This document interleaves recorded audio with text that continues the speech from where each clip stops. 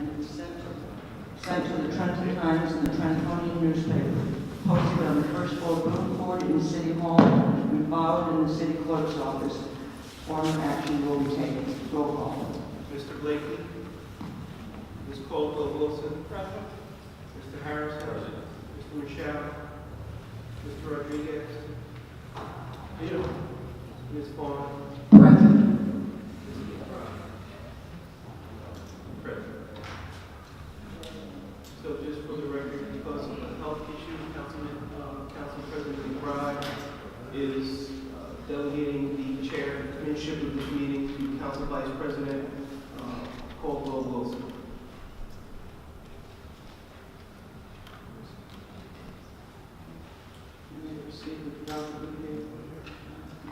So the items that are going to be presented for your consideration at the regular meeting on Thursday, March 7, 2019 are as follows. The minutes for approval being presented is January 23rd, 2019 budget hearing, the January 28th, 2019 budget hearing, January 29th, 2019 budget hearing.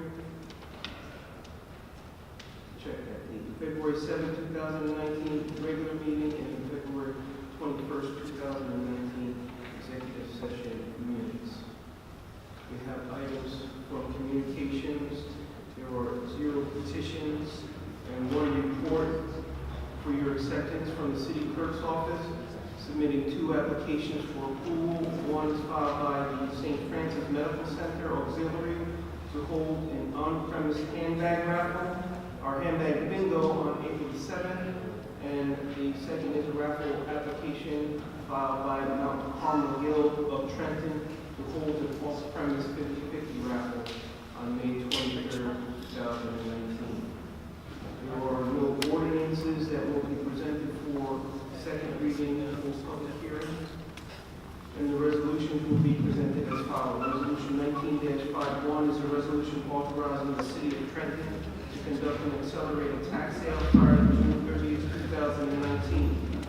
Resolution 19-55 is a resolution recognizing March as Mental Health Awareness Month in the city of Trenton. Resolution 19-87 is a resolution approving a person-to-person transfer of plenary retail consumption license 1111-33-059-01 to Pay Commercial Holding LLC at the property located at 198 Liberty Street.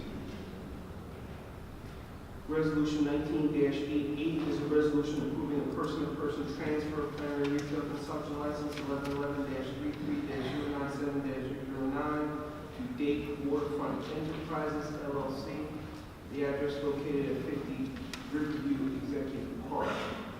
Resolution 18-89 is a resolution approving the person-to-person transfer of plenary retail consumption license 1111-33-037-010 to the Cash Bar and Liquors LLC, the address located at 629 Whitaker Avenue.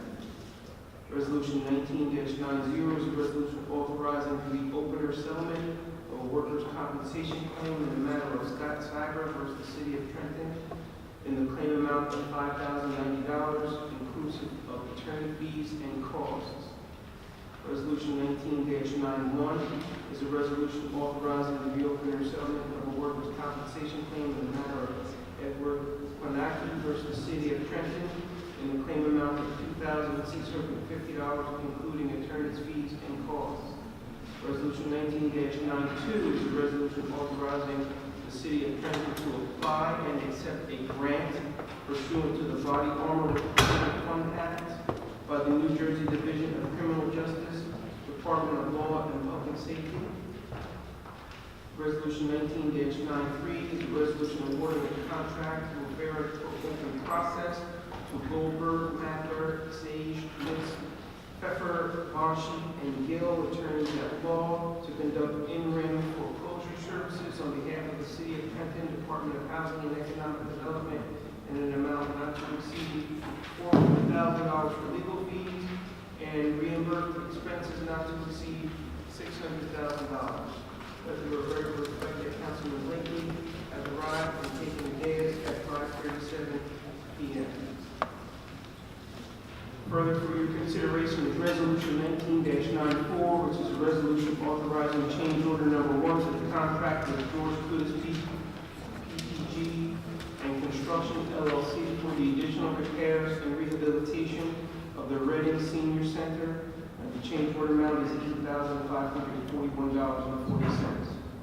Resolution 19-95 is a resolution authorizing payment for a contract with Ted Dolce, Inc., which was awarded on an emergency basis for water main repairs at 24 Evans Avenue in Trenton and 956 Pine Street in Lawrence Township in an amount not to exceed $27,139.50.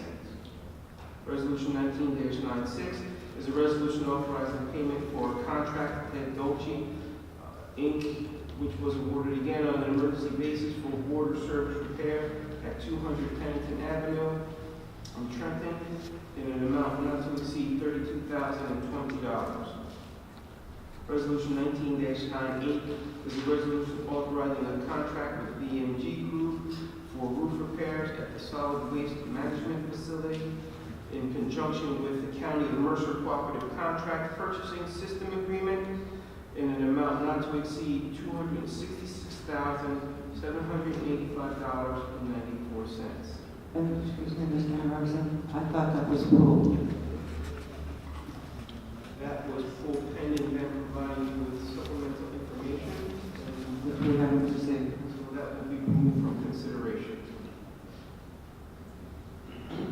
Resolution 19-99 is a resolution authorizing payment for a contract with Premier Water Solutions Incorporated, which was awarded on an emergency basis for delivery of ferric chloride for the City of Trenton Department of Water and Sewer water filtration plant in an amount not to exceed $102,736.40.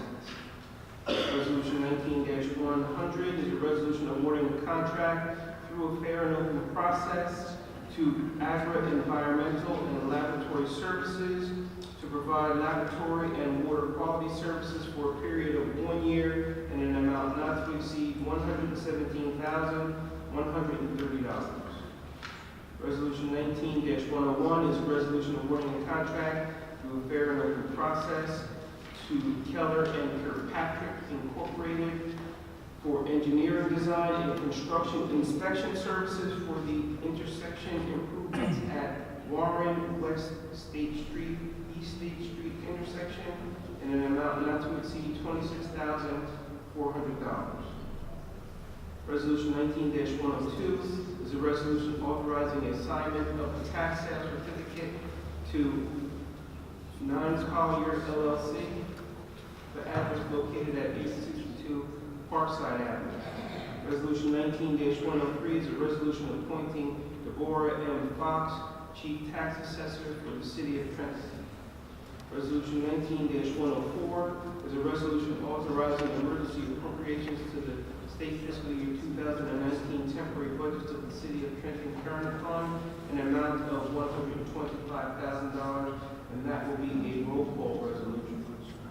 Resolution 19-105 is a resolution granting renewal of plenary reefer consumption license 1111-33-099-007-609 Lounge LLC for the 2018-19 licensing period, and that is a pocket license. Resolution 19-107 is a resolution authorizing the City of Trenton Department of Health and Human Services to enter into a shared service agreement with the Henry J. Austin Health Center for the provision of comprehensive health care services to the underinsured and uninsured residents of the city.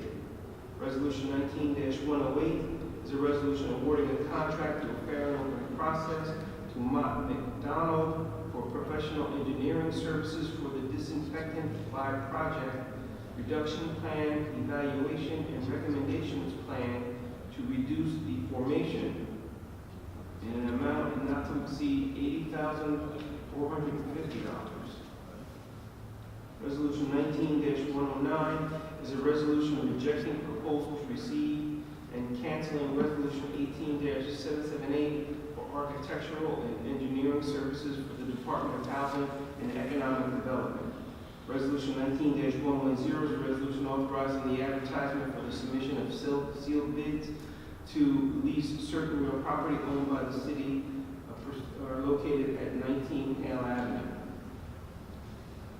Resolution 19-111 is a resolution authorizing the advertisement for the submission of sealed bids to lease certain real property owned by the city located at 200 North Hermitage Avenue. Resolution 19-112 is a resolution consenting to the continuation of Acting Police Director Christopher Doyle as Acting Director of the Police Department for a period of 90 days. Resolution 19-1. Oh, your turn. Can I speak?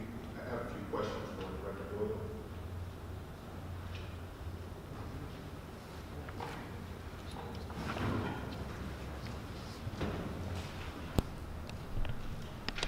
Good afternoon, Director Doyle.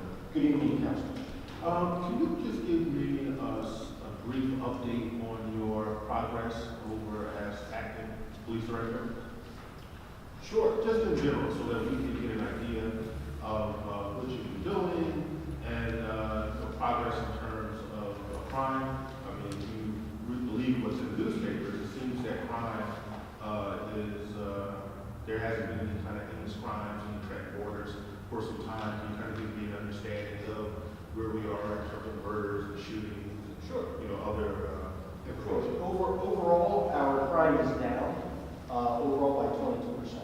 Homicides are down in comparison to last year. This is the same time frame, are down 66, 67%. Shooting victims are down by 18% in total. Last year at this time, we had 11 people shot, 3 of them which resulted in homicides. This year we have 9 people shot with 1 that resulted in a homicide. Can you tell me what that may be attributed to? Well, we like to attribute it to a lot of different things. Some of it is the increase that we implemented under Acting Director Medina, and we've been able to continue with our Special Operations Unit, working in conjunction with Patrol, targeting violent offenders and targeting areas where we believe, based on intelligence-based policing, that violent activity is going to occur. And when violent activity does occur through intelligence-based policing, we are able to predict as best we can, not always being successful, but as best we can, where retaliation for those violent acts are going to occur, and we are able to head that off prior to it occurring by flooding those areas, not just with special operations and patrol, but we also look to our law enforcement partners that we've been able to build a relationship with over the years, and we continue to build a relationship with to this day. And that's at all levels, at the federal level, the state level, and the county level. Good work, thank you. Keep up the good work, thank you. Oh, you're very welcome.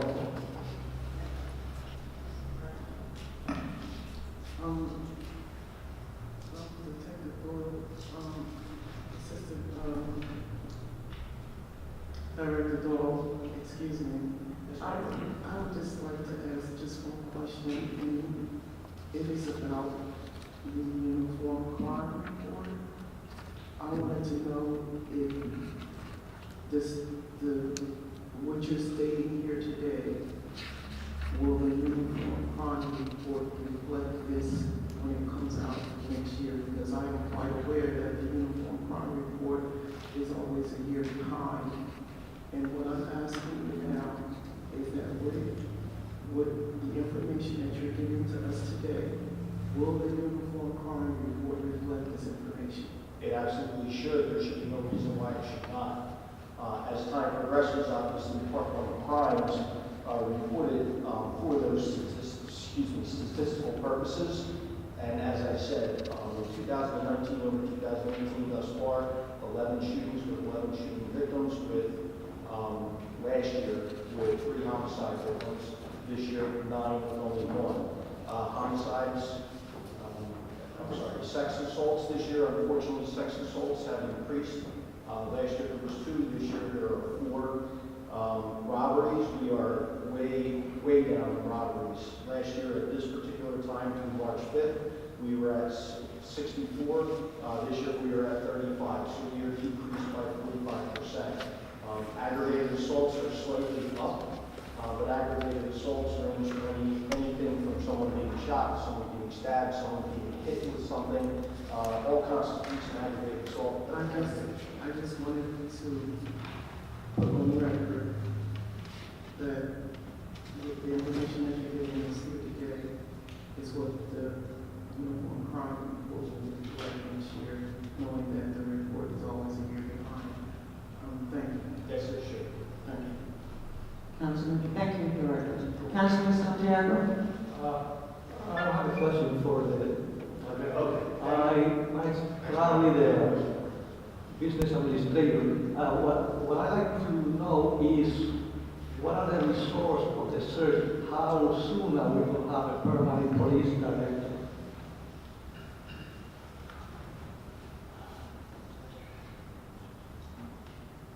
Good evening, Council, Madam President.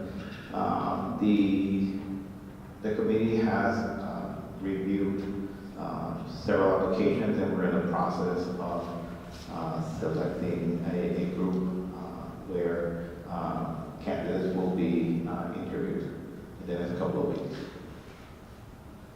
Excuse me, Councilman Santiago, if it's not on the agenda, if you could hold other questions for city The comments. city is referring to the resolution. Yeah, but that's for Mr. Doyle, that's not for hiring a new director. Well, you just answered. I'm satisfied with the answer. I have one more question. Director Doyle. Yes, sir.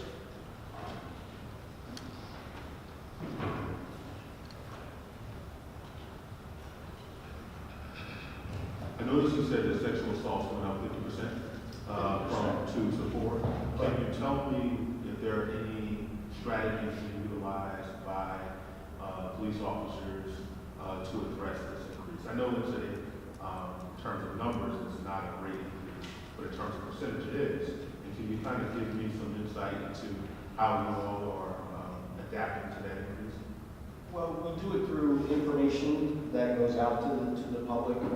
We increase patrols where we can if we believe it's something that is occurring outdoors. Most of these things occur indoors and therefore are very hard to suppress, if suppressible at all. But the ones that do occur outside, what we do is we increase patrols in those areas. We utilize camera systems to look out for signs of activity that shouldn't be occurring in particular areas. And we put out photo alerts throughout our patrol bureaus and our special operations bureaus to be able to look out for things that may entice, if you will, that type of activity, such as prostitution and whatnot. So we will do sting operations to counteract that type of activity when we can. Thank you, sir. Vice President Carl Wilson. I just have. While you're here, just one step that I didn't hear you comment on is the drug trafficking and activity and sales. A lot of activity happens around residential neighborhoods. A lot of the residents have complained about it and, constant calls. Is that activity down as well?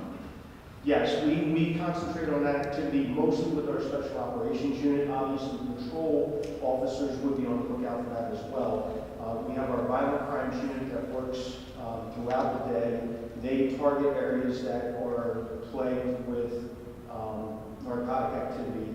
They will set up and do surveillance operations. We will also coordinate with our narcotics task force, which is connected to the county, and with our state partners, the state police, who have 2 units that will be back in the city. One specifically for the opioid epidemic that they are partnering with us to attack, and then our special operations units they handle the rest of what goes on as far as that particular issue is concerned with narcotic activity.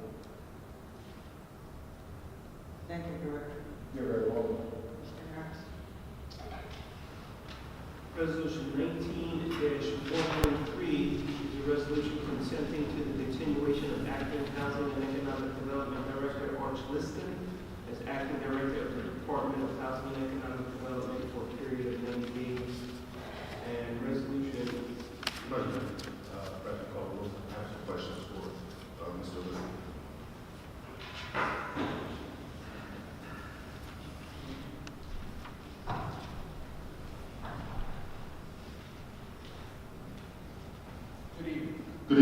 Sure. Can you give me just an update of your progress over the last 90 days? Projects that you're working on, efficiencies that you've introduced to the department, just a general update of what you've been doing in this capacity? I think one of the major aspects of focus has been getting a CPG program back on track. We were advised that we are going to receive our full allotment for 18 and 19 after they advised earlier that they were going to cut it in half. Would you say that again? Our allotment for 2018 and 19, we had initially been advised that we were going to reduce it by half of its allotment, which was about a $1.1 million reduction there because of our working relationship with HUD right now. And I'm going to give Farrah G, who works in CPG, all the credit, has improved substantially, and they have decided to reinstate our full allotment for 18 and 19. How much is that total? That's being 2.2. So that, to me, that's been a real focus. We've also focused on the issues of redevelopment, as you're aware of. We're working on the Cook School, Clinton Moss project. The council is aware of as a redevelopment entity. We are also focusing, trying to wrap up Princeton, which I think will be brought in front of us for executive next week. We are looking and working with Western redevelopers who are looking to do a major project at a garage over by the criminal justice complex. That's been an outstanding project since at least 2012, prior to that, 2002, which is in conjunction with the state improving parking over by the downtown area. We are also working with a developer to put up units at the Van Skyler building in South Broad. I think it's about 120 units there that we'll be bringing forth to council and for discussions. The other thing we have focused on is the Weston Shopping Center. We're trying to get some interest in the development there. We already paid $35,000 a month for a rented building. So we're going to pay rent. We may as well get the long-term focus and see what we can do with it. And if we can, and we've actually had some discussions about some uses for it in the medical field or total redevelopment of it. One of the other ones that we have kind of started to push and we hope to focus on is the hotel downtown. We are really focused on trying to get movement from the owner to get either sold to the market or that as a redevelopment entity, I think we're going to need to get aggressive and do some things so we can get that up and running either as a hotel or some mixed, I don't know, mixed office, boutique hotel usage. It's something the council would like to see in the downtown area that would get that economic generator back moving again. Thank you. And I'm especially happy to hear that we are making movement around the West End. That's on Hermitage Avenue. Yes, it is. I think the fact that we have spent hundreds of thousands, made millions of dollars on an empty building is one of the great crimes of the city. The fact that that place is empty, the fact that we couldn't get out of it. I just want to put on the record that it is completely outrageous that we are spending $35,000 when we have so many other uses for those funds. And so if we can attempt to recoup even a piece of that, I think that's a really good idea. But, I just think shame on the people who put that deal together in terms of leasing a building without an exit strategy.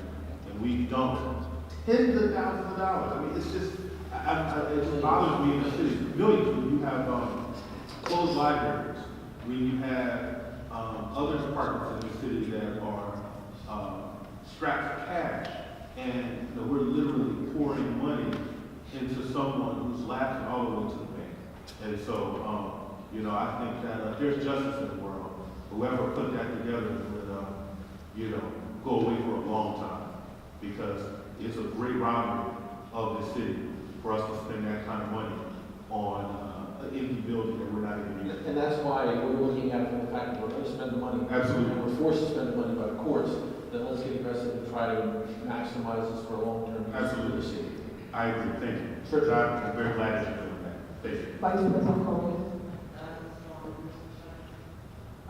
Very quickly, can you just give us a short summary of your strategic plans for focusing on bringing in businesses as part of your economic development plan? Because, you know, across, I guess, in this space in economic development, one of the failed strategies for a lot of cities when they embark on gentrification or revitalization is that the plan is usually heavily focused on housing. And the important side of revitalizing the economy is making certain that, yes, housing is there for folks, but you need, you know, employment, you know, GDP, business productivity in order to support that. Over long term, the housing is not going to be enough to sustain any economy. So what is the plan for our housing economic development department to start engaging the business sector to set up shop here in the city? Well, I'll give you the long-term strategy is going to be up to the new economic development director. And I will tell you that there has been negotiations, Mr. Cruz can update you if you'd like, but I know that there's been negotiations and potentially a job offer and a person should be started by the end of the month. So what I will tell you that we have many tools, many economic development tools. Opportunity zones are huge. And I'll be working with the new economic development director transition, this gentleman, to make sure that he's aware of all the tools that we, I hate to use the term toolbox because that goes back to prior administrations of the toolbox. But we do have many tools and we've underutilized the urban enterprise zone. I will tell you from my standpoint, and one of the things that we're focusing on is with the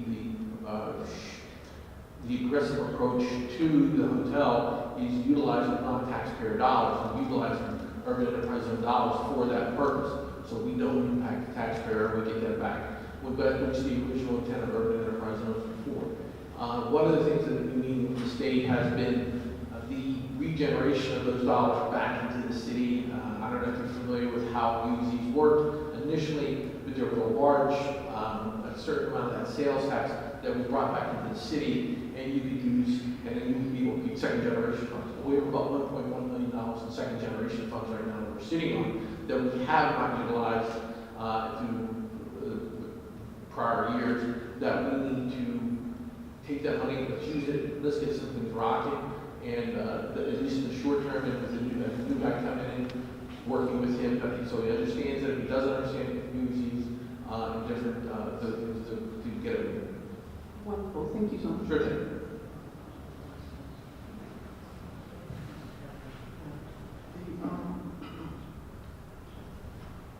Acting Director, I wanted to ask about the CDBG grant funds. Based on the actual federal funds, the funds for 2017, you mentioned that we will be reinstated for 2018 and 2019. Right. So we also know that in 2017, they had initially taken a part of that, and they had frozen 2016. So you mentioned 2 years. I want to go back to 2017. Were we able to get that the $1 million that they had penalized us for the non-use? Were we able to get that back? Not yet. Here's what's going on is HUD is sending in, one of the requirements of working with DCA is the fact that they're going to send in technical assistance to make sure that all of our systems are properly structured. And that was one of the things that really created the problem in 16 and 17.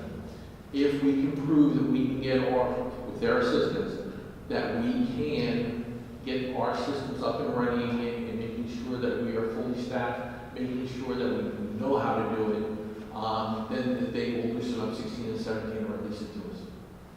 Because when you mentioned that you let those two out, those were I don't give you all the bad news, but I mean, we're working very hard, and again, it's fair, and the group up there that has done the work, has built a great relationship with Newark and Washington DC, to get the thing moving again, and I actually see some real successes over the next 3 to 5 years with CDBG, because she's reestablished us as a credible community again, and with HUD. I don't have a question on the roll call in front of this. Thank you. That's it. Thank you. You were saying you wanted a roll call of 113? No, it's a few of them. 1904.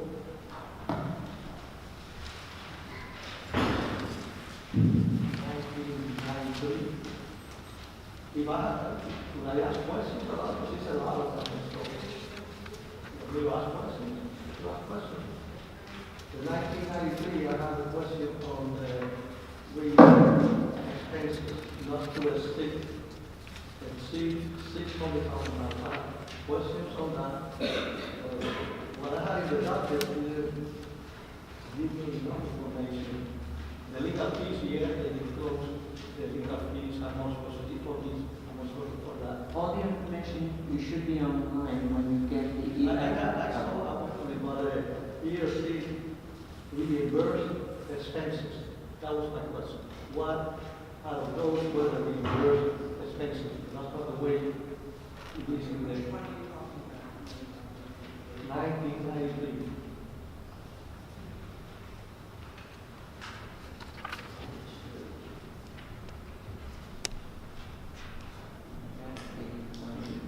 That's the foreclosure contract. Yeah.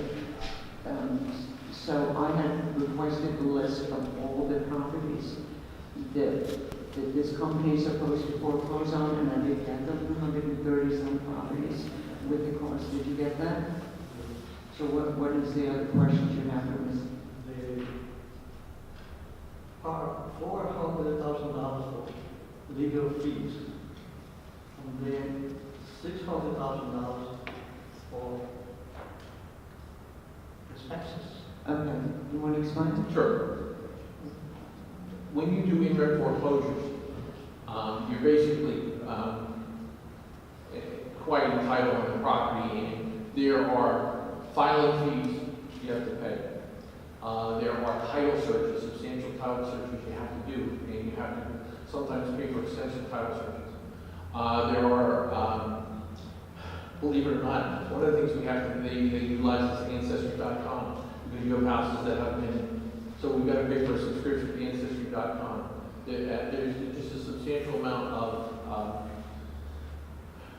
filing, the document. You guys can maybe help me out, the attorneys, that the costs incurred in foreclosures, that just continue with it. And it's a bigger expense than the legal fees itself, is all the filing fees that you've got to pay, and expenses across the board for foreclosure.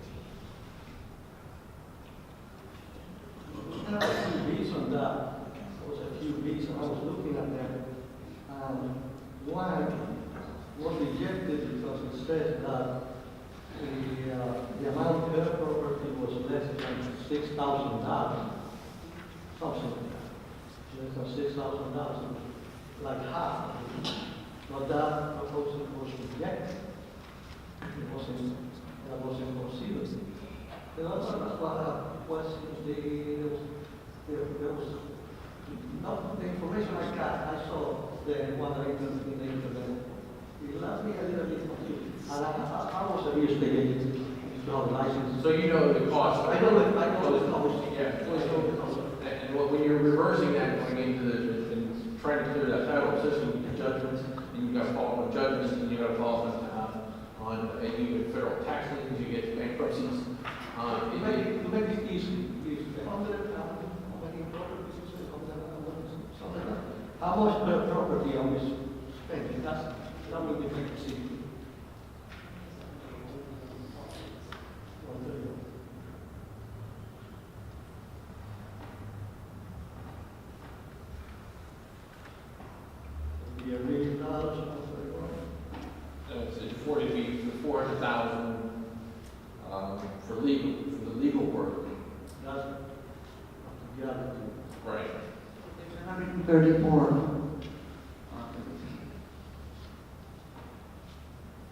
and I'm not sure the total amount of what these people on taxes. I know what they individually owe on taxes, but it's a substantial amount of properties. My question is regarding how much we're paying for closing that. That's my question. The foreclosing, under that calculation, would be about 2,900 a property foreclosed.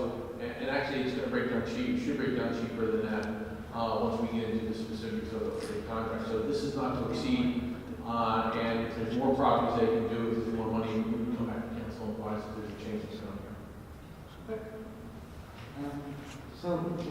Mr. Liston, when we asked questions about this before, and that's why I got the list, my question was, what we needed information for council as to how this company and this contract is going to proceed, what they're going to do, what their job is going to be, and all the details, all the questions Mr. Santiago is asking, we could have all of them answered before Thursday. If someone can send a memorandum tomorrow, I would appreciate it. What the company is going to do? Well, Mr. What Santiago, I need is basically legal to tell us what an imminent foreclosure it requires and what the, what that. are they going to proceed, what the cost is going to be if they can average out her foreclosure and that kind of information? We can get, because we are not experts in real estate, we are not real estate appraisers. And again, this is a legal issue of how they proceed. That is a big doubt, right now. We can also address that in closed session. And that's a concern, that we're going to spend out more money than we're going to take in. And that's why we need to see what this cost is going to be. But your cost here, and why you do, one of the reasons you do in foreclosure, there's a long-term savings in the fact that these properties that are still on the books, that aren't foreclosed on, we still, in our budget, we have an appropriation called reserve for uncollected taxes. If we don't foreclose on these properties, we are still paying money up to the schools and to the county. So what this does is, it may be a cost for what this is doing, but in the long term, you're not incurring that reserve for uncollected tax cost anymore. That gets reduced by whatever it would be, well, it would be reduced by the whole amount, because you're not paying that up. So it's a long-term spread where you would save. Any more questions on this? Yes, on the resolution 19107, it was 0607, the 06 was taken out. It's regarding the health clinic, everyday hospital. I have the orders in the $259,000. But my question is based on the statement that was written on written. It said the approval process was properly followed. However, giving the issue of services, it would be appropriate to move Mr. forward. Santiago, speaking to the microphone. Okay. It's a statement, a handwritten statement that was written on it, and it says that it's the 107. It's not in the record. We keep it on that. It's not the whole time. 107. Those says it's on the statement. For both of them, because it's not the same. It said that what I understood was that it wasn't approved by Community Affairs yet. It was that. Had it been approved? If it was approved or not approved, so this text is a little confusing. Okay, so, Director, switch your name for the record, oh, please. sorry, Kara Abdullah, Director of Health and Human Services. Yes, so this is a little bit challenging. The reality is that this contract probably should have been bid out at some point. It was bid out about 3 years ago, I think, and the agreement was here, so there was a resolution from a couple of years ago. And I think what happened was the funding continue for the next year or two on the same resolution. So when I came in July, I just continued the process without really exploring the fact that we probably should have put it out, it probably should have been put out for bid. So we need to do that this coming fiscal year.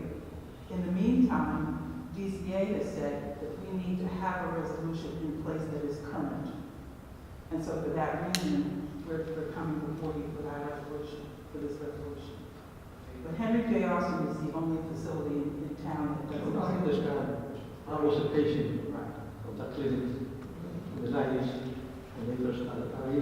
I have no orders except for that I didn't understand what he said there. Because it was not too clear, you know. Right. The director would explain, we can wait until to explain. So that and the resolution has to go. Before they can. Within legal standing, we do need this current resolution. I ask that this would be a roll call. 19107. Mr. Santiago, could I speak to 107, 1907? The issue here is that when we brought the health center to the council, this was never expressed to the body. And as we spoke yesterday, we're gonna have to do business a little bit. We're gonna have to be forthcoming with the body because we're the ones that are gonna pass these resolutions. And when you don't give us the entire picture, and then we pull this because it appears that you weren't transparent or presenting your case, it sets this resolution up to fail.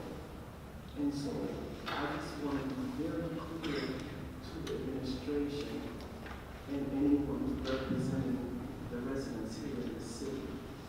It best serves all of us if we can have the information as a whole. And so I just wanted to add that. And I just, let me just apologize for not being more clear about that. When we came before the council as a team talking about the school-based programs, that really didn't have anything to do with this. This contract really has to do with the services that Henry J. Austin provides to the health center for immunization of our kids and also for STD and HIV testing. Several years ago, I think, our health center used to do those services, but when the department was cut very severely, like, I guess 4 or 6 years ago, something like that. I have one question. I'm not sure if this came about when we closed down the operations of the health center and the Henry J. Austin took over the patients of the city were taken care of. Exactly. So that's where that all evolved from. Okay. That's what this is. Okay. That's a continuation. That's a And continuation. that's why I think that it probably should have been bid out over the years, but. Right, but they agreed to take the patients before closing it Over down. the work that the city had been doing, and so I think that, I guess there was, I don't know what the understanding was, but in any case, we want to try to do it correctly at this point forward. This resolution really is just for the continuation of this year. We will be going out with a clean bid, which will describe what we're doing. Okay. Any more questions? Thank you. So, are we? Director? No, we finish all the roll call. I think you guys want to name.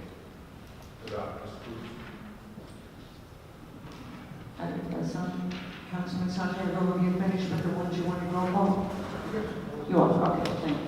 Councilwoman, could I speak in reference to, I want to speak in reference to, 19-94.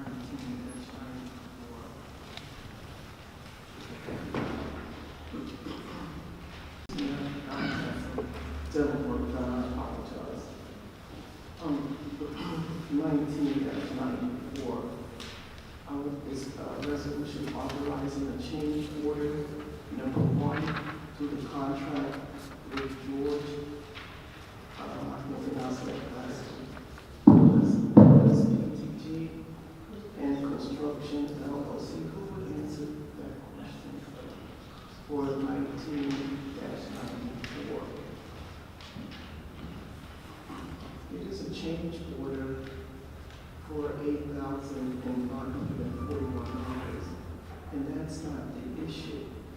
The issue is that we asked the administration to bring us some COs for the work that was done at the Reading Center. The Reading Center just was renovated, the roof and the floor. And I needed to know if this is the same company that did those renovations, because if it is, why don't we have a certified certificate from them for work that they completed already? For example, the floor in the Reading Center is buckling. If this is the company that did the work, why would we be doing a change order to give them $8,000 more? And where are the inspection certifications at for the roof and the floor? You see, Director, when anybody does any work for any of our buildings in this city, we have an inspection department that should deliver us some certification saying that that work was up to par and it passed their inspection. Because if it doesn't, then I want to know if this company is the same company that did that work over there at the floor. We don't have anything here saying what company did that work. Is this the same company? And where are the COs for the work that has already been done on that building? So, first of all, I agree with you 1,000%. And the reason that this resolution is coming through, like, in March and the work was completed July or August, is because I had the same question. I was under the impression that this company is the one that did the floors, but I went back and looked at the floors, and the floors need to be redone. This is not the company, and it took me a while to figure that out.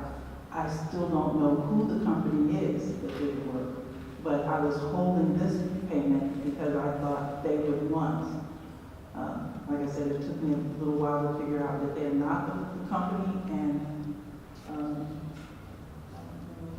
who can answer Yeah, the this question one. of who the company was that did that? yeah. Because if the floors were just done in July, there should be some type of warranty.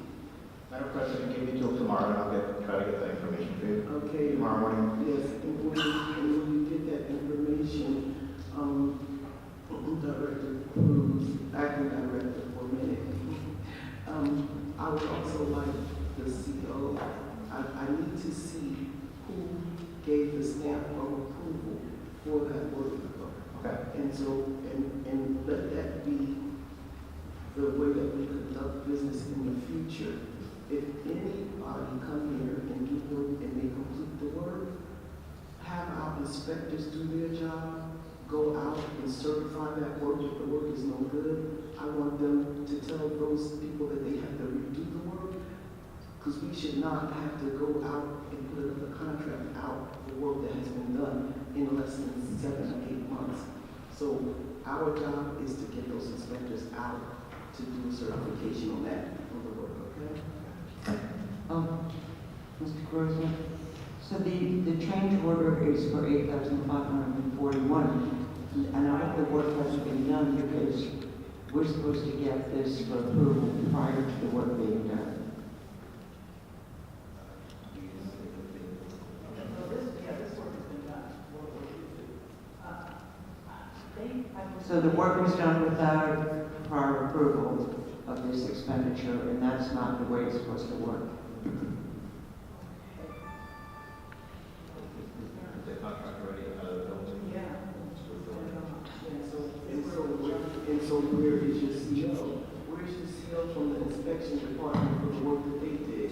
You see, you don't have to answer that right this moment, but maybe between now and Thursday, we'll have an answer, because if we're gonna pay these people, and we need to have the inspectors go out there and inspect their work, because once you pay them, you're spending more money to take these people to court. You know, we definitely have to get sometimes.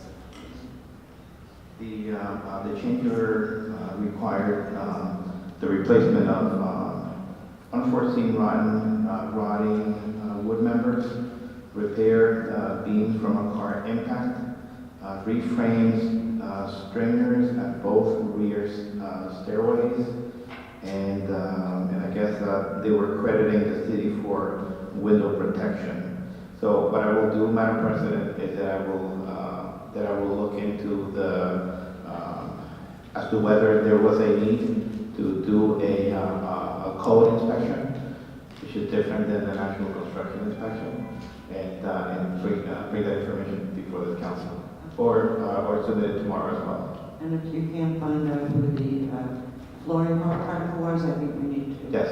We need to sue them and get them to come back and redo that. I'll take care of that in the morning. Thank you very much. Thank you. Madam Vice President Carl Wilson. Councilman. I just, no more questions. I just want to have roll call 3 items.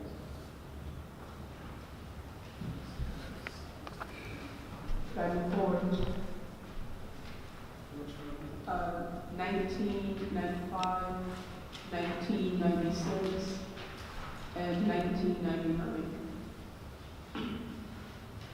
If Sean Simple can come to the podium and just ask a couple questions. You know, you would ask for the business administrator. Business Administrator first, and he will decide whether the director can come up and speak to you.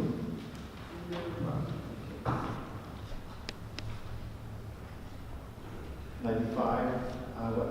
Yes, well, I just wanted to understand further to the plan of the water department to move toward leveraging the employees to do this type of work. A couple months back, when we were at the height of emergency contracts, Dr. Shea had mentioned that come 2019, that he was going to work to hire more personnel full-time and also kind of transition or wane off from using contractors and use more of our own employees and resources to do some of this type of, patching. Yes. Yeah. So I just wanted to know where we are with that. So And whether these two contracts, the work that it entailed, was it a leak or, what was it that we could not use, our staff to perform the work, and I believe perhaps would have been cheaper to do so. So the work was actually performed in January of 2018. So it happened before, yes, unfortunately.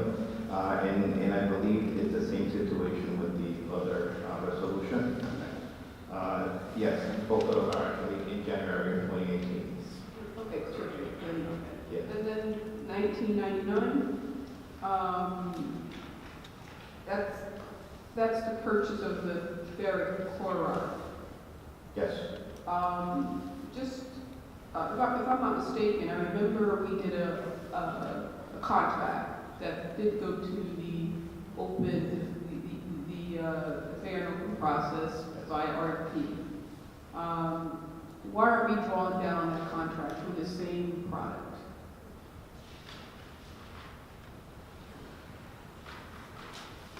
Trying to see when this purchase took place. I don't recall the contract offhand, but there is another distributor I think we're using that we did contract with, and I think the amount was like exceeding, the contract was not to exceed, $1 million or so plus. but yet we are purchasing that same product So this, on a daily basis. yeah, so this request actually took place in November of 2018. All right, so there's a lag. Okay.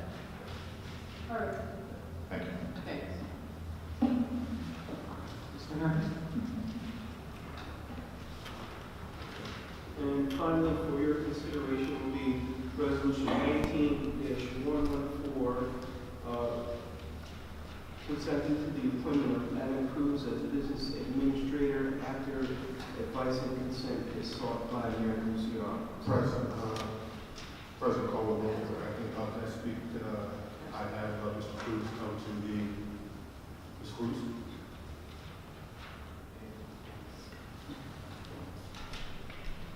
Yes, sir. How are you? I'm doing great, but I actually am more nervous now than I was. Don't be nervous. Meeting. Don't be nervous. The reputation precedes you, which is a good thing. Those are folks who work with you in order, and they hold you in the highest esteem. Thank you. Can you just give me a brief overview of your academic as well as professional experience? Sure. I would consider my professional career beginning in 1993 when I was hired by the city of Elizabeth to work for the Housing Authority. While I was there, I was hired as a field engineer, and I was responsible for inspections. I got promoted to being the purchasing agent. I was also a contract manager. I was the purchasing agent for the city, for the Housing Authority, and I was actually a program manager for a pre-apprenticeship program that we did with the Painters Union and the Carpenters Union. While there, I was also the IT coordinator for the city. For the Housing Authority.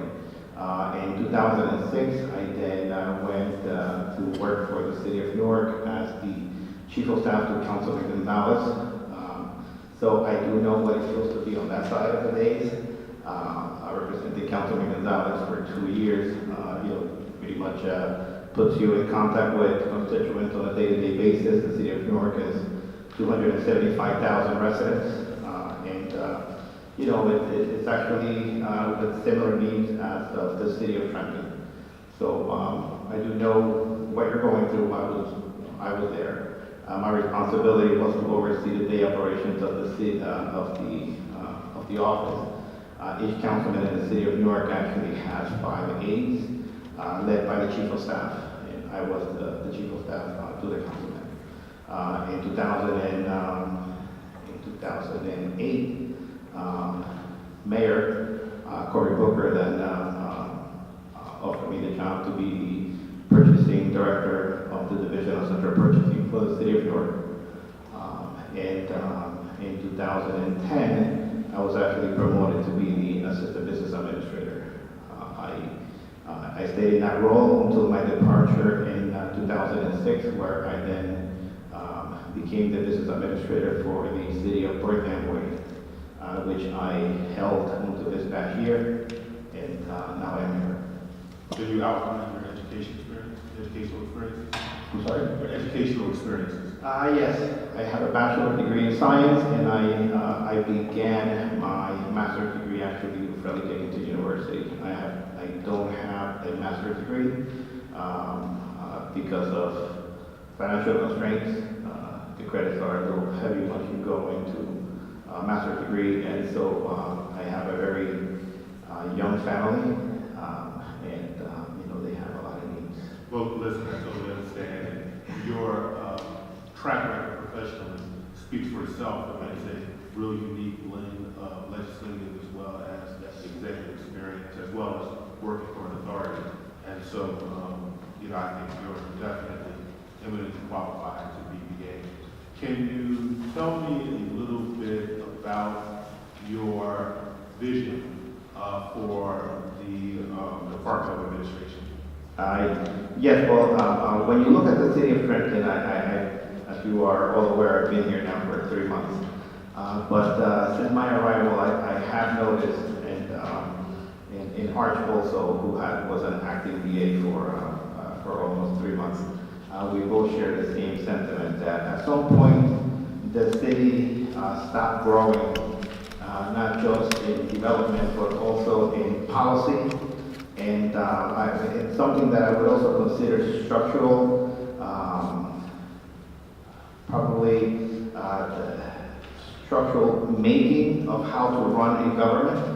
I see it, I'm coming from Newark, from Port I see the city being back maybe 15 to 20 years just based on what I have noticed. It's at this point, and a lot of the cities are actually moving with just give you one example. A safety committee is actually something that you would share, and I keep mentioning over and over and over because I think that's very important for a city of our size. It hasn't been here for over a decade. What that does is that it creates a lot of liability on the city, not just in people being out, but a lot of sick time that is being used, payout that we have to do when we do settlements. So it's costing the city hundreds of thousands of dollars. The city is self-insured. It's costing us a lot of money. My goal is actually to bring the city to a JIF. Once you go into the JIF, you actually spread the liability amongst other cities. It's been very successful. And for example, actually, it's a perfect example. And you join a public insurance group in 7, 8 municipalities, and the cost is definitely cheaper. We will save hundreds of thousands of dollars actually in overall payouts, people calling out sick, people getting injured. When you're in a JIF, you have to have certain have to implement safety policies. Even just for quick example, people collecting trash. There are ways that you collect. You pick up garbage. You pick up bags. You pick up boxes. So you do a lot of training for the staff, and that has actually shown that that works. We haven't had that here, like I said, like I mentioned, in decades, and that's something that that I am looking forward to implementing here. I already started the process by having the first meeting a couple of weeks ago, which is to me is actually already an achievement because it hasn't happened here. It had not happened here. So that's one of the things. It's not money that we're going to see in the first year. This is something that needs to evolve, and it's going to take probably a couple of years before we start seeing something. Eventually, I'm hoping to have the city to a point where I can then do a safety assessment overall, where we can start actually addressing a lot of the issues that are repetitive throughout the city. If somebody falls in one of our parks and we don't make the repairs, that's a liability because the next time that it happens in the same spot, guess what? We were aware of it, now we're even liable probably twice because we didn't address the situation. So, those are some of the things, things that we don't take into consideration on a day-to-day basis, but we should. Well, I don't have any other questions, but I may have some on Thursday, but thank you for presenting your credentials and experiences, and I think you won't have any problems. Thank you. Oh, one more thing that I'm going to mention actually, the best practices, and we started already. I already met with the clerk. The city hasn't met the minimum requirements for several years. This year it requires that we do a minimum of 46 points, 46. The city currently has 43. With the email that was sent by the clerk, that's already 1 point. So that's already one thing. And so it's actually an improvement in probably by the end of next week, I will have already gained 49 points, and my goal is actually to bring it to 52 points. I think 51 will probably be the number, but I'm aiming for 52, and this is going to be the first time that the city is going to acquire the minimum and surpass it. Councilman Santiago. Well, I have to thank you. Ever since the first day after you stood up there and you started answering our questions, although you were new, you didn't say, well, I wasn't here before, I don't have answers. You tried your best to give us answers, and when you couldn't, you said, I'll get it for you, and I am very satisfied with that. My only question is, you told us a couple of meetings ago that you were going to require of the directors to come in, give us a small report once. That is, you are correct, Councilman. That's actually to the pleasure of the council president, as the council president is the one that runs the meetings. It's the council president that I would leave her to decide which department she would want to bring in front of you to make a presentation. If you'd like for me to make suggestions, I could do that as well, and perhaps run it by the city clerk. The clerk can convey the message to you, Madam President, and then we can determine whether you would like to hear that presentation or a different department. I think it's actually a great opportunity for the department actually to keep the residents informed as to the accomplishment that this administration is actually making on a day-to-day basis. And I give to the council as well.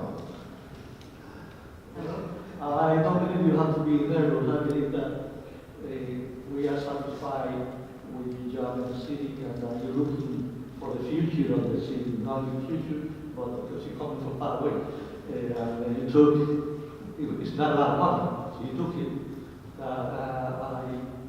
I'm very satisfied with that. What we need for you is to work very hard, because we need to change this city. We have to. You have the experience. You work in the work is little bit by little bit getting forward. So we want you to help us here get this city to where it belongs. Yes, thank you, Councilman, for your compliment. And the one thing is that there are certain things that you will not see immediately. Right now, what we're doing is that we're reaching out to what they call the low-hanging fruits. And this is actually, the first thing that you see that is common sense. Those are the things that we're actually handling, things that should have been handled probably, a couple of years ago. But we see it as something that can be accomplished very easily, and that is exactly what I'm doing right now. And you will not see those gains, perhaps, in a very short amount of time, because sometimes you need to develop, have meetings, and but you need to put the foundation in place before you can then continue to accomplish bigger things. Thank you, Madam.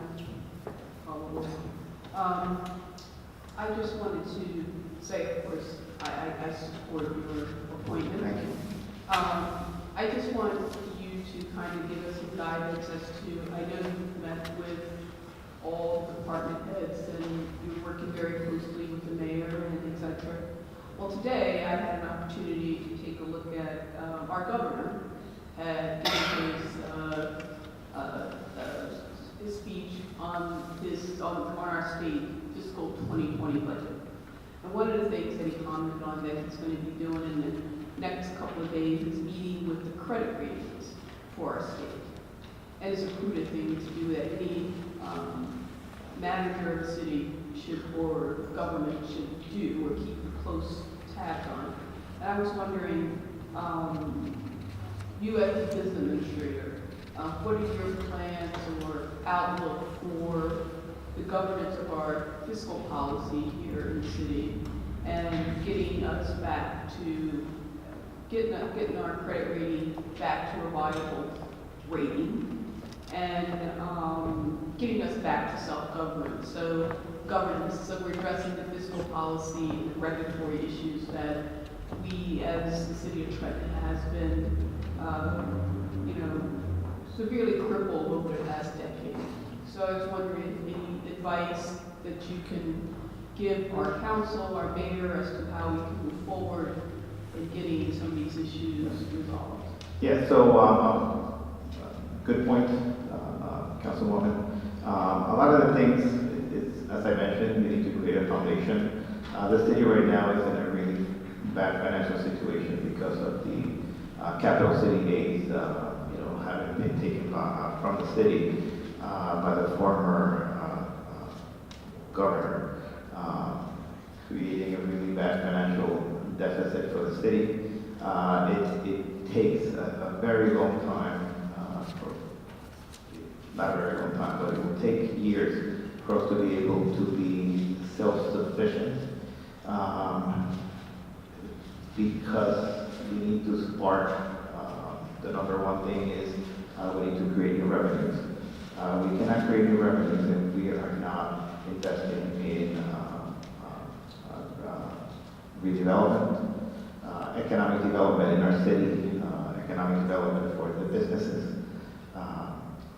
opportunities for our residents. That's all part of economic development.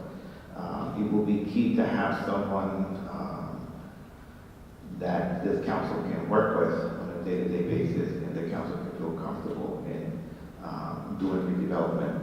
It's key when developers reach out to the council. It is important that the council is receptive, and even if sometimes you don't agree with some of the ideas that they bring up, you graciously, deny it and you walk away, and it catches on because people are watching us, and everything that we say and we do in public will be measured by people who want to come and do business in the city. Financial strategies, we work every day. Department of Finance, we watch vigilantly who we're hiring, how we spend the money. We're always trying to find ways to save, even with contracts. We're trying to do our best to try to find the best prices. Sometimes entering into a multi-year contract is actually just, you'll save a couple $1,000s here and there. But, just some of those things are actually, as I mentioned, low-hanging fruits that we start with. We need to create new revenue. New revenue is key. Our bond rating will continue to increase as we continue to make payments towards the bonds and whatever debts we have. It's a plus. The city actually has been good at making those payments. But we need to continue finding ways to bring more money into the city, and that is redevelopment.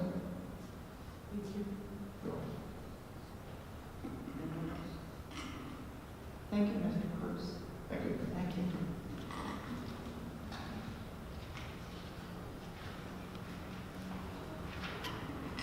Mr. Ramos, do you have public comments? First on the list for public comments are Ephraim Santiago. So if you please come to the podium, state your name and address for the record, and please keep your comments to less than 2 minutes. Thank you, everyone. My name is Ephraim Santiago. Speaking to the microphone. For so many years. I just want to know what is his plan for the truck from Cash Street. I want to know what's going on. Do you have 2 accidents this week? The situation is getting worse. And I also want to know what's the responsibility of the city with the health of the residents. When we have a lot of noise, we have smoke going to the houses, we have 40 cracks around the properties. I want to know what's the responsibility to help the citizens of Trenton. I've lived here for 60 years and I see that the city goes down the drain every year, more and more and more.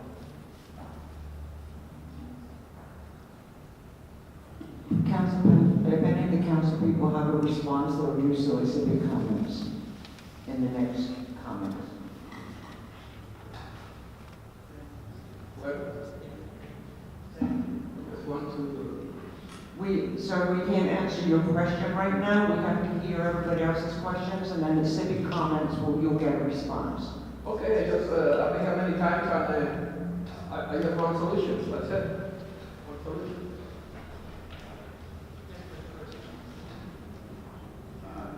It just so happened we had a conversation this morning and we had actually discussed on hiring an engineering firm to come and actually they count the number of trucks that are going through and in the area. And what we're going to try to do is come up with strategies if possible, but we're going to be actually having that study done probably in the next couple of months.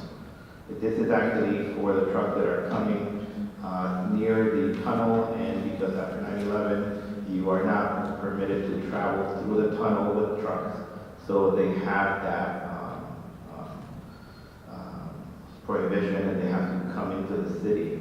So we were actually discussing ways on. We were actually discussing ways on how we can. Thank you. It's not those. Thank you, Mr. Bruce. Thank you. So I just want to remind the public, when they come up and ask a question, the council cannot answer your questions at this time. We'll either discuss it with you or make a response at city comments, or we will have the director speak to you. Thank you. Karen. So there was no one else on the list. If anyone wishes to come address the governing body, please come to the podium, state your name and your address for the record.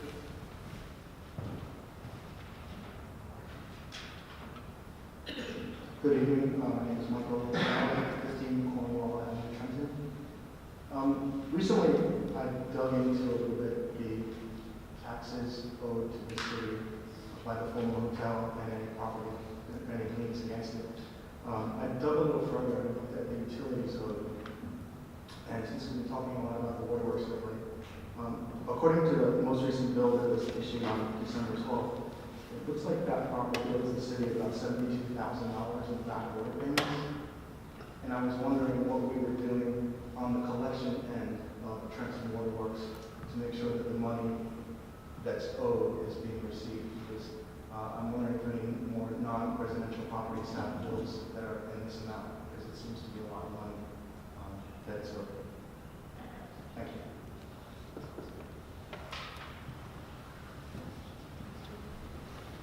Is there anyone else? Seeing none, is there a motion to close the public hearing? Second.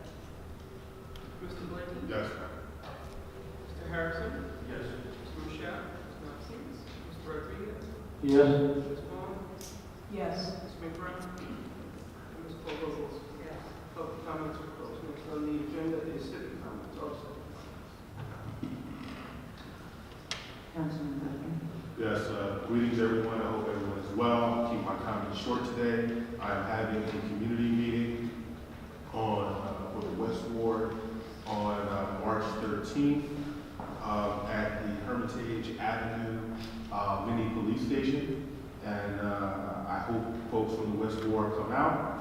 We're going to have a meeting in February, but it was canceled because of the snow, and so it was rescheduled to the 13th from 6:30 to 7:30. All of my colleagues are welcome to attend, and we will have an opportunity to hear about what's going on in the city, as well as garner complaints from neighborhoods in the West Ward.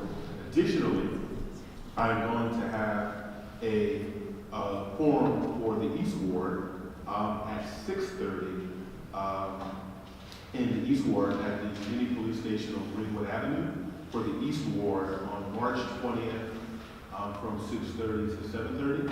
I will have, as I mentioned, all of my colleagues are welcome to attend, and there will be an opportunity to hear from residents of the East Ward about what is going on in their neighborhood and how I can assist them getting a constituent request fulfilled.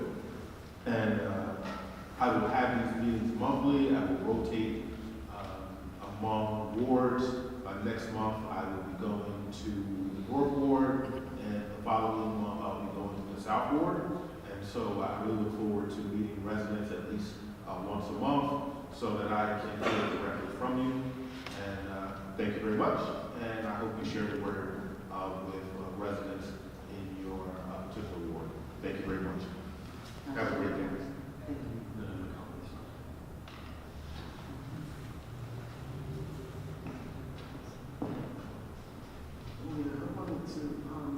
discuss a couple of things today based on the way that we do business here in the city.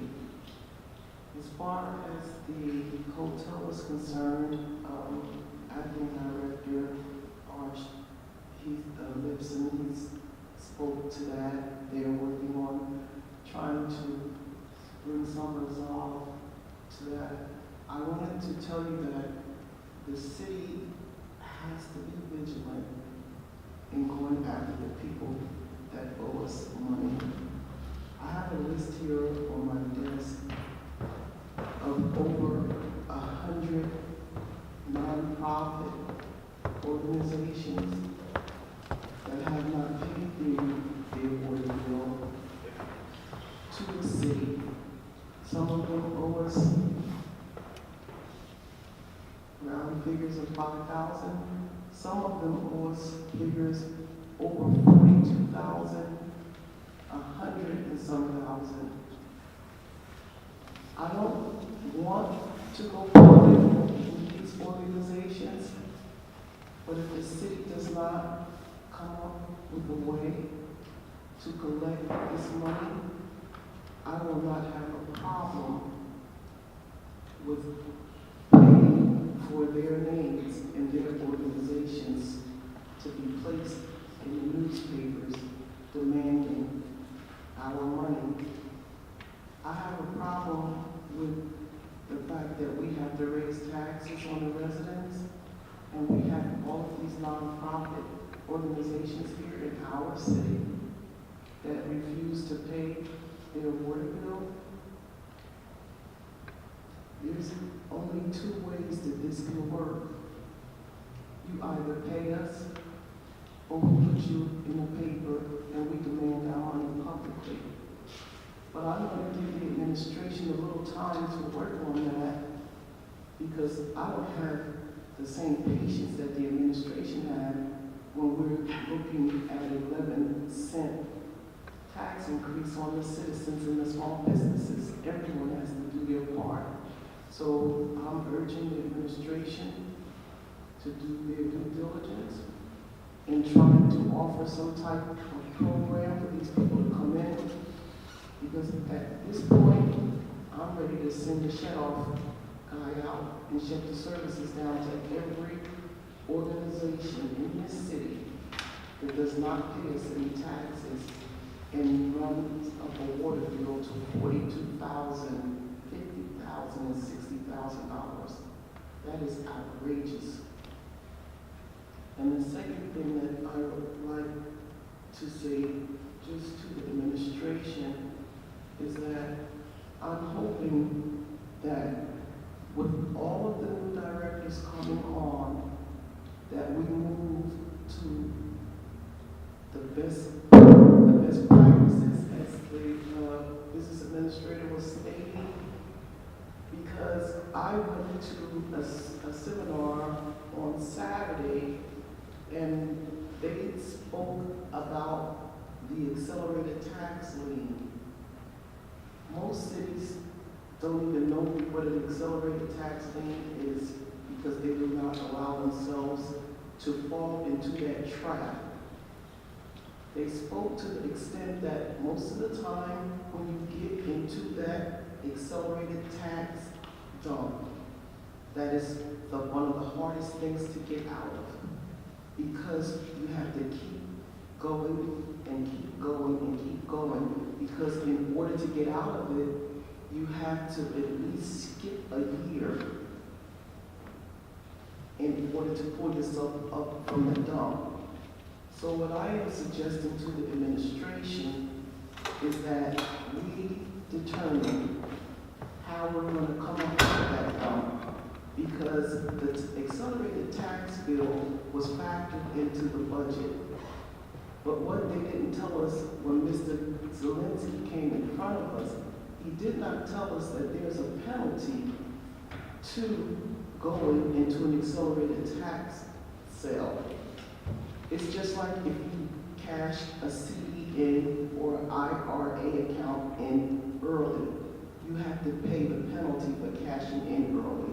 And so that is what that accelerated tax sale does. We have to pay, so we're losing money trying to get money. So we need to come up out of that slump. We're gonna try to work with the administration to come up with ways to do that. I believe that there's several things on the books that we can do to get us out of that dump. And one of them is if we collect most of the money from the outstanding organizations that owe us, that will give us a cushion. And so we can use that cushion to come up out of that accelerated sale. So those are just two of the things that I wanted to talk about today. And I wanted to thank everyone that participated in the Black History program that the council put on.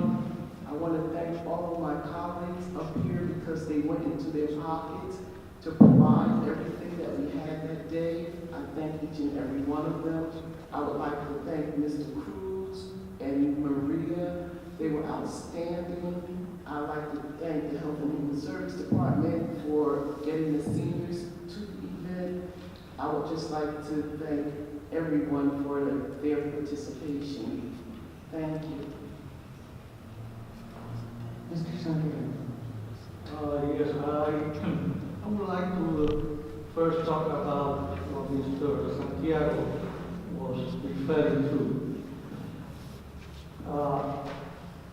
2015, an ordinance was passed here. Some of the remarks was here.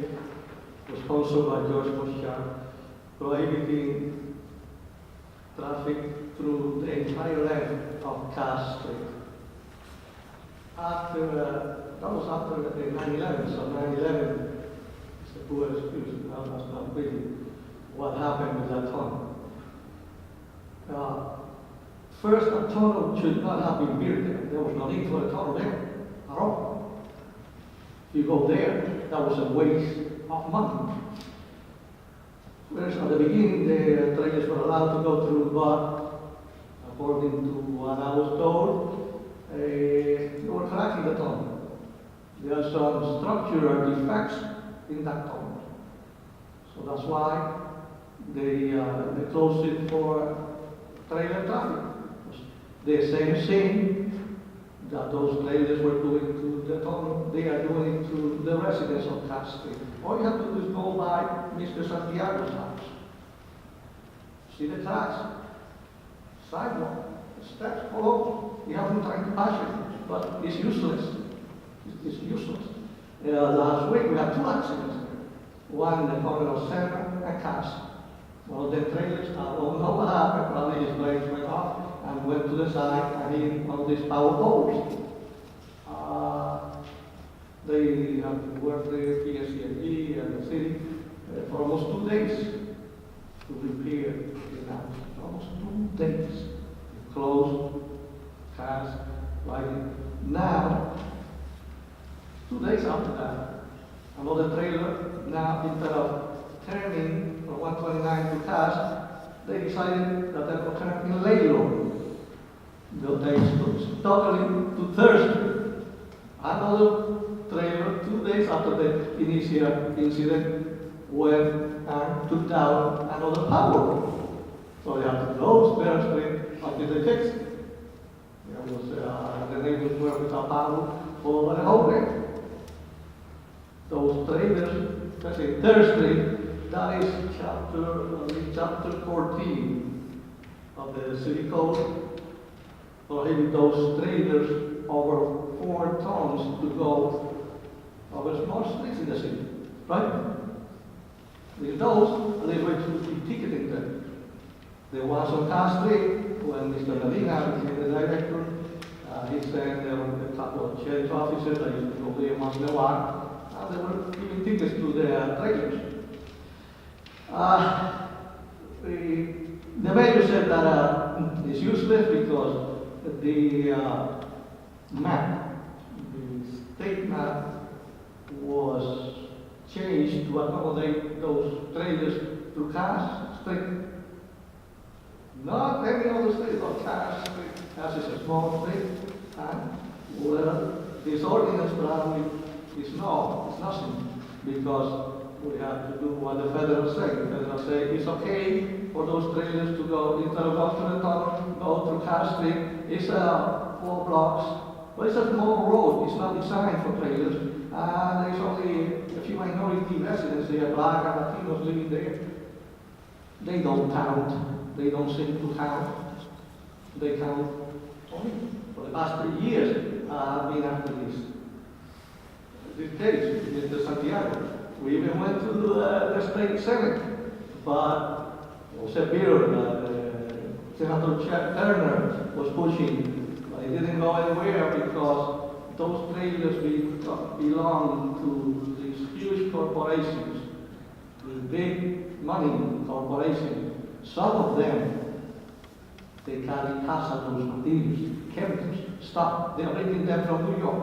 They are not from New Jersey, they are from New York. They are not allowed to dump in New York. The only place they can dump it in this area is Torytown, Pennsylvania. So in order for them to get from New York to Torytown, they take 195, I guess the car for 195. Then once they get to 129, that's a shortcut. They were supposed to go all the way to Route 1 at Puerto Bridge Mall and turn there, go directly, which is a safe area. But it's easier for them because they're probably 5 or 6 minutes less per trip. So they decided to cross Car Street. And since nobody was enforcing our ordinance, they got away with it. Then, once we started fighting the case, somehow, now they switched the maps. Now they are allowed to go through Car Street. You know, I suggested to Mr. Santiago that we should just go there, put a chain across, and stop. If that's the only way we can do it, because the police department say it's a waste for them to give them tickets, in a way, after they are not getting tickets. They cannot collect them, supposedly. I don't know if that's true or not. But something has to be done. The city. I was told by the mayor, hey, get ordinances. I contacted the mayor at the beginning of this process when he was at the assembly. Took the case. After about 2 or 3 months, I saw him again and asked him. He said, oh, there's nothing I can do because they changed the map. So there's nothing you can do. To me, I don't believe in that. I don't believe in the word there's nothing I can do. Because there's always something. You know, at that time, if a resolution would have gone from the assembly and from the Senate, you know, it might have done some impact. You know, from it will be okay from here, but you know, we already have the ordinance. So we need safety, because if one of those trailers that carry those hazardous waste chemicals to Car Street gets involved in an accident and they drop some of that stuff there, it's not only Car Street, it's going to be the whole Southwark and the whole city of Trenton. This is a small city. Chemicals, they travel real quick to the air. That's what we are. You know, Trenton, we don't get any respect from anybody else. Those trailers, they don't care. They kill dogs. I see them there. I've been there, standing there for hours sometimes. And there's a lot of them. Excuse me, sir, you can't, no. So that's what I want to say about that. And I have to say a little bit about what the President said about those accelerated tax links. We should not, I myself will not vote for that. And it's good that she brought it up because we don't have to use the accelerated tax links. What we have to do is go over all those old links that we have for years. Those LLCs that they went out of business or whatever because the properties weren't profitable, they owe the city. Everybody owes the city. And now we have an ordinance for foreclosures, but the city had avoided foreclosing on some properties for years. I got a list of these vacant properties. I want to know how many of them were city-owned. the majority are not are still privately owned. These owe taxes to the city because they have been vacant for years and they still owned by somebody. So we should go after those absentee landlords that left those properties vacant in the city. That's why we should go. And there's no big meetings on millions of dollars. You know, why don't we go after them? Why don't we go after these non-profits? You know, they don't pay taxes, at least they should pay for the air water. Thank you very much for listening. Councilwoman Brown? Yeah, we had a lot of activity last week on council. President Fry mentioned that we were in class last weekend, learning more about how to budget, how to manage effectively our capital projects and our debt bonding and just overall making sure that we do as a council, one of our primary duties is to ensure that we have, of course, a balanced budget and we're able to ensure that our departments and the services that our city provide are adequately and well funded. And of course, we all know, residents, council, our mayor, we all know that we are severely challenged in making sure that all our departments are well funded. We also had a meeting with one of our regulators at the state level, New Jersey Department of Environmental Protection. That regulatory body provides oversight over our water utility. And they went over some issues with us that were concerning. They want to help us get back on track. And we just all have to be really aware of what's going on. Because I got to tell you, I was not clued in until that meeting last Tuesday when I went of what's really going on at the water utility. It's very disappointing because we haven't made the progress at the rate that we all anticipated. And a lot of money has been spent over a couple of mayoral administrations, right? And some of it has been lost track of.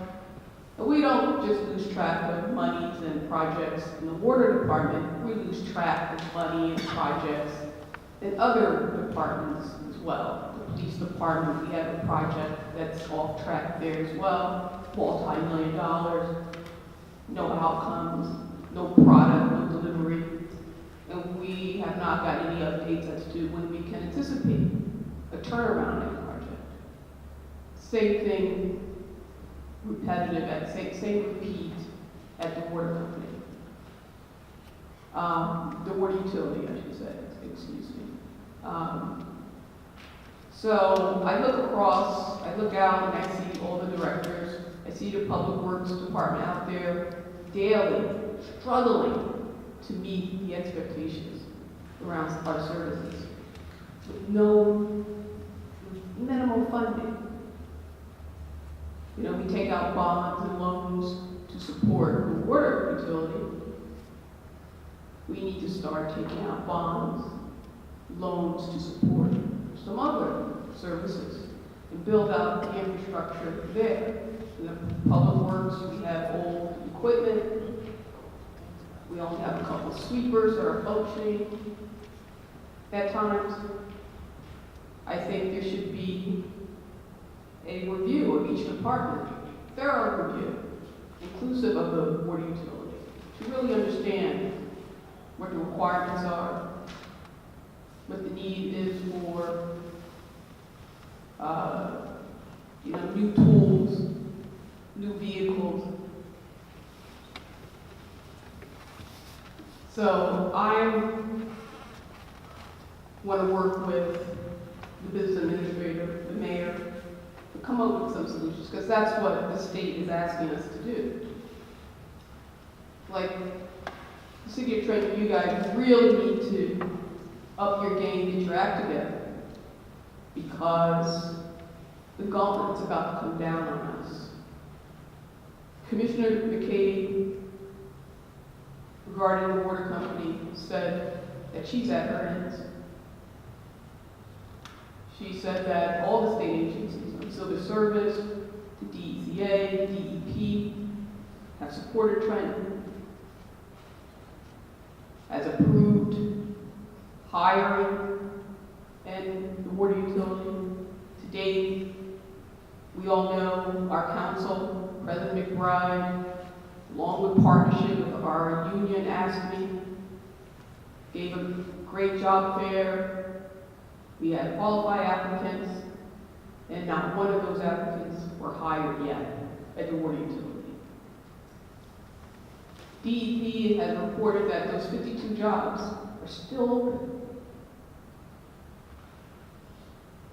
And because they're still open, we're going to continue with a very expensive contract with Wade Trenton and Bank 3 to fill the gap until we hire Trentonians to work at our water utility. Hire and then train them.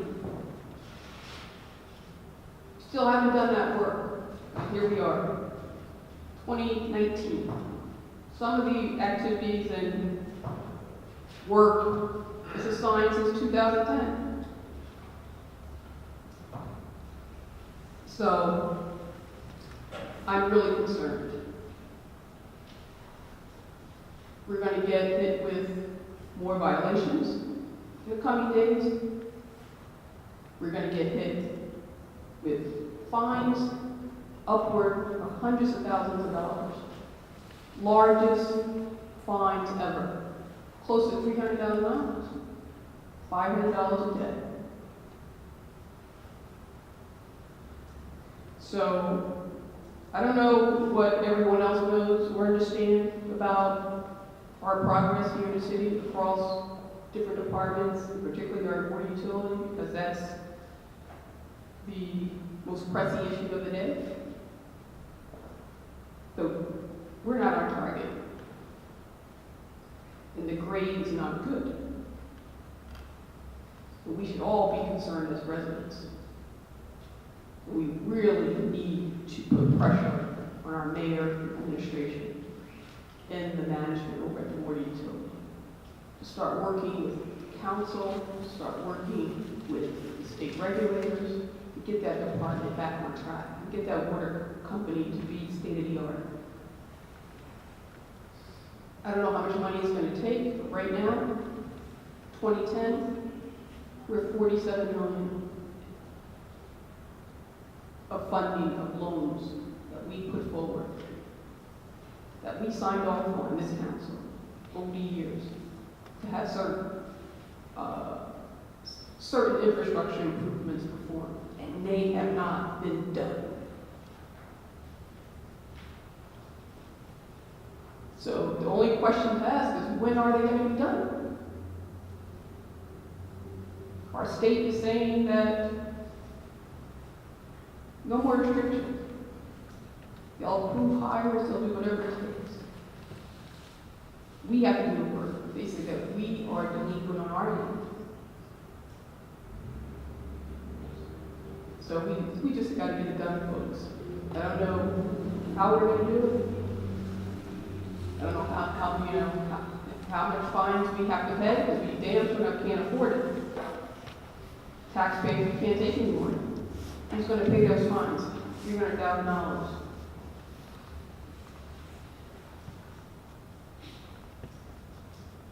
So I hope on Thursday I can get a chance to hear from Dr. Shea about what his plan is going forward and what his conversations have been with the DEP.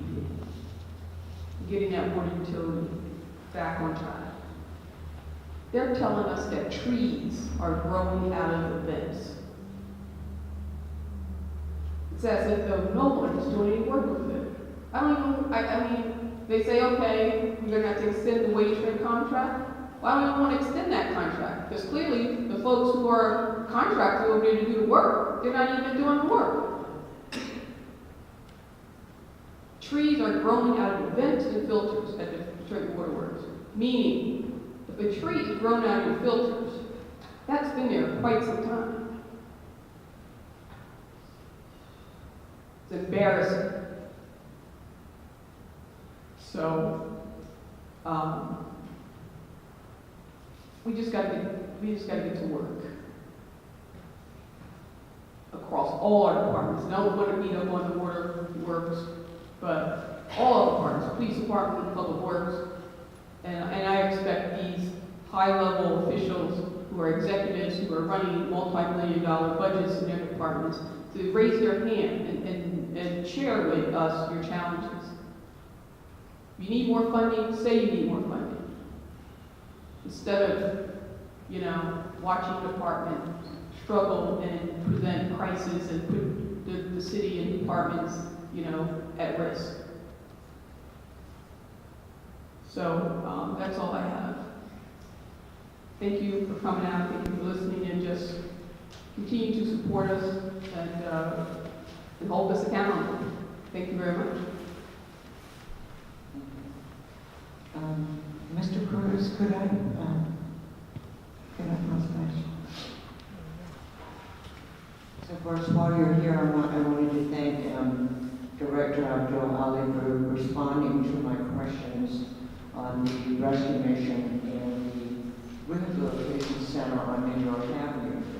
Now, from what I can see, that's a methadone treatment clinic that is operated by the Recovery Centers of America and is licensed by the state of New Jersey. So who knew that this methadone treatment center was coming into the city on New York Avenue? Who would know that? Aren't they supposed to notify the surrounding neighborhood that they're planning to have a methadone treatment center come in? I'm not sure. I mean, huh? No, I mean, I don't really have an answer. I just know that it was licensed by the state. So, well, that doesn't give them the right to just come in and put in a methadone maintenance center in the ARC building because it says ARC on the building, so everybody thinks it's still ARC. But there's a real issue. There's a serious issue there, and I really would like someone to find out on whose authority did they get permission to go in there. And I mean, I know the state can grant that to anybody. This is a private company. But for the purpose of a methadone treatment center, the North Ward is inundated and saturated with treatment centers. We don't need any more treatment centers in the North Ward. And this is like in a really not a good area. This is really disturbing a community. And there's also brand new homes built down there, and it's just out of control now. So I need someone to give us some answers on that. We need to find out how they got the permission to go in there. This is the city of Trenton. I mean, we should be able to say yea or nay whether we're going to allow a treatment center to come into our city. Because this is more work for our police department. This is more harassment for our community. So Shakira on the Health and Human Services. So, as I said, Madam Councilwoman, I really had no idea that this center was there. As I said, the information that we discovered was that the state licensed them, and I don't even know when they opened. So, and I'm not sure. I don't know what the regulations are, but we will know before Thursday. And Please find out from the state, and I would like to know who the authorities are in the state, because I'd like to have a conversation with them, because this is really disrupting this whole community. Find out something from them. Yeah. Thank you so much. Thank you, Mr. Curtis. Council, if you'd like, the legal department can look into the notice issue too. I would absolutely, please, thank you.